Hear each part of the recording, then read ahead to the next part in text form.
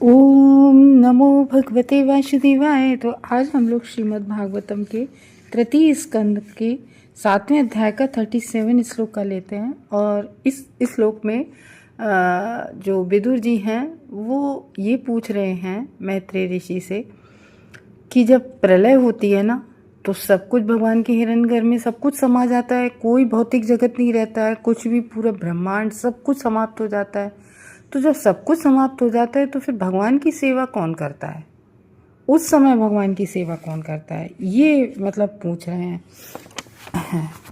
तो तत्वानां भगवतन शेषां कतिधा प्रति संगमः तत्रिमेकं कौपासीरन् कौसुदनुसीरते। तो तत्वानाम यानी कि तत्व, जो तत्वों के नाम है, जो इंग्रेडिएंट्स लगते हैं सृष्टि के समय। तो प्रकृति के तत्वों का भगवान शेषा, मतलब वो कह रहे भगवान, यहाँ भगवान उनको बोल रहे हैं महिर ऋषि को, मैत्रेय ऋषि को। तो भगवान तेषाम यानी कि उनके, कधिधा कितने हैं, प्रतिसंगम जब प्रलय होती है, तत्र वहाँ पर, इमम भगवान को। तो कह रहे कृपया हमें वर्णन करके बताइए कि जो भौतिक प्रकृति के तत्व का कितनी बार प्रलय होती है। पूछ रहे हैं यहाँ प्रलय कितनी बार होती है। जो हम लोगों ने पढ़ा था ना, प्रधान अवस्था में फिर मैथ तत्व आदि सब इकट्ठे होते हैं सृष्टि के लिए, सारे इंग्रेडिएंट्स। तो वो कह रहे हैं कि, और यहाँ पर ये पूछा है प्रलय कितने प्रकार की होती है, क्योंकि देखो प्रलय जो है वो कभी एक आंशिक प्रलय होती है, जब ब्रह्मा जी की एक दिन के बाद रात्रि होती है, वो आंशिक प्रलय होती है। एक प्रलय जब होती है जब ब्रह्मा जी की आयु पूरी होती है, वो पूर्ण प्रलय होती है। तो इस तरीके से कह रहे हैं कि, और एक तो प्रलय यही होता है कि अपना छन छन छन छन करके अपना जो एक शरीर समाप्त होता है। तो इस तरीके से 3 तरह की प्रलय बताई जाती हैं।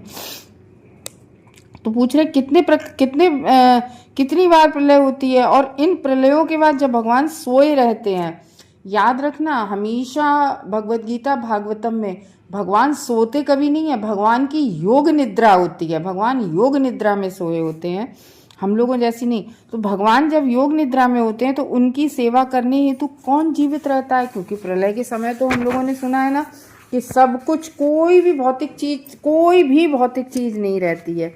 लेकिन एक बात है, प्रलय के समय कभी भी वैकुंठ गोलोक धाम, ये कभी इनको, कभी ये चाहे प्रलय हो चाहे कुछ हो, इनका कब, क्योंकि ये भगवान के धाम है।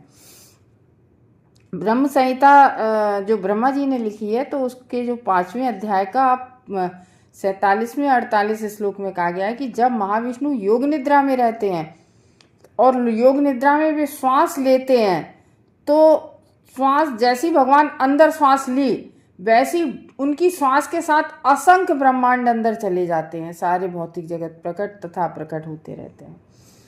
और भगवान जब सांस छोड़ते हैं तो वो अब प्रकट हो जाते हैं ब्रह्मांड। तो ये है, तो लिखा है ना उसमें ब्रह्म संहिता में, या कारणवणम जले भजमी स्म योगा निद्रामनंतम जगदंड सरोमकूपः आधार शक्तिम अवलंब्य पराम समीर्ति गोविंदमादि पुरुषम तमहम भजामि। हे गोविंद, तुम ही आदि पुरुष हो, तुम्हें मैं भजता हूँ। ब्रह्मा जी लिख रहे हैं, दूसरा श्लोक लिख रहे हैं ब्रह्मा जी, यस्य कनिश्वासे कलमथावलंब्य जीवन्ति लोम विलजा जगदंडनाथा विष्णुर्महान् स इह यस्कलाविशो गोविंदमादि पुरुषम तमहम भजामि। तो इसका यह अर्थ है कि गोविंद, जो कि सर्वोच्च तथा पूर्ण पुरुषोत्तम भगवान जो कृष्ण है, अपनी निद्रा के समय असंख्य ब्रह्मांडों का सृजन करने हेतु कारण सागर में भगवान आकर अनंत काल तक सोते रहते हैं। हम लोगों ने ये पहले पढ़ा था ना कि सबसे पहले महाविष्णु कारणव सागर में आकर लेट जाते हैं। ये अपनी अतरंगी शक्ति द्वारा जल में लेटे रहते हैं और मैं उन आदि भगवान का भजन करता हूँ। और क्यों? क्योंकि उनके श्वास लेने से असंख्य ब्रह्मांडों का जन्म होता है, और जब वे श्वास निकालते हैं तो इन समस्त ब्रह्मांडों का संहार भी हो जाता है। तो श्री भगवान के वे श्वास महाविष्णु कहलाते हैं और वे भगवान श्री कृष्ण के अंश होते हैं। एते चांस कला पुंसा कृष्णस्तु भगवान स्वयं, मैं उन आदि भगवान गोविंद की पूजा करता हूँ। तो जब भौतिक जगतों की प्रलय होती है, प्रलय के बाद ना तो श्री भगवान का, न कारण सागर के परे उनके राज्य का सब कुछ विलय हो जाता है, सब कुछ समाप्त हो जाता है, न ही वहाँ के निवासी श्री भगवान के संगियों का। और श्री भगवान के संगियों की संख्या उन जीवों से काफी अधिक होती है। देखो एक बात है, प्रलय हो कभी कुछ भी हो, भगवान का भक्त कभी विनिष्ट नहीं होता है।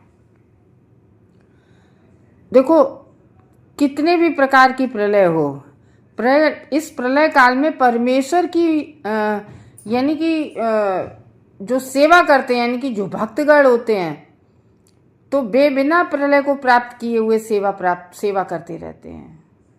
तो वे कौन लोग होते हैं? जो परमेश्वर के साथ शयन करते हैं। प्रलय के समय भगवान के भक्त इसमें बता रहे हैं कि कभी भी विनिष्ट नहीं होते, क्योंकि एक तो ये है कि भगवान के भक्त वैकुंठ चले जाते हैं। तो ये है कि भौतिक संगति के कारण श्री भगवान को भुला दिया है हम सब ने। हम लोग इस भौतिक जगत में आते हैं और भगवान को भूल जाते हैं। मूल श्रीमद् भागवतम के में लिखा है अहमेवासमेवाग्रे। तो इसका ये जो चतुर्श्लोकी भागवत है उसका श्लोक है, उसमें बता रहे हैं कि जो चतुर्श्लोकी भागवत है 4 श्लोक, उसमें लिखा है अहम वे वासे में ग्रे, यानी कि अहम भगवान अपनी अहम शब्द की निर्विशेषवादियों द्वारा की जाने वाली व्याख्या का यहाँ खंडन किया जाता है। श्री भगवान और उनके नित्य संगी जो भगवान के भक्त होते हैं, शुद्ध भक्त होते हैं, भगवान के नित्य संगी, वो हमेशा बचे रहते हैं। जैसे अर्जुन जैसे भगवान के भक्त होते हैं।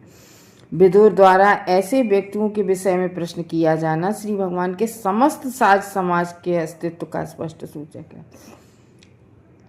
स्कंद पुराण आप उठाइए, उसमें इसका वर्णन है थोड़ा सा। और इसका उदाहरण आपके शील जीव गोस्वामी, विश्वनाथ चक्रवर्ती और श्रीधर स्वामी इनका अनुसरण करते हुए कहते हैं, न च वन्ते हि यद्भक्ता महत्याम प्रलयापदी अतोच्युतो अखिले लोके स एका सर्गो अव्यया। जितना भी आपको पूरा विराट जगत दिख रहा है, संपूर्ण विराट जगत, प्रलय के बाद भी भगवान का भक्त कभी भी अपना निश्चित अस्तित्व नहीं खोते हैं। श्री भगवान तथा उनके साथ रहने वाले भक्त इस जगत में, आध्यात्मिक जगत में हमेशा शाश्वत रहते हैं। भगवान कहते हैं ना भगवत गीता में अर्जुन से कि अर्जुन तुम इस बात की घोषणा कर दो, मेरा भक्त कभी भी विनिष्ट नहीं होता है। ये अर्जुन से घोषणा करवा रहे। क्यों? क्योंकि भगवान अपनी बात चाहे वो कर दें, विसार दें, लेकिन भक्त की कही हुई बात को कभी भी भगवान नहीं वो करते हैं, उस बात से कभी भी च्युत नहीं होते हैं। भगवान देखो, भगवान सबके नियंता है, भगवान को कोई भी बस में नहीं कर सकता है, लेकिन भगवान को भगवान का भक्त अपने बस में कर सकता है। तो इस तरीके से कह रहे हैं कि भक्ति की बहुत बड़ी महिमा होती है। हरे कृष्ण।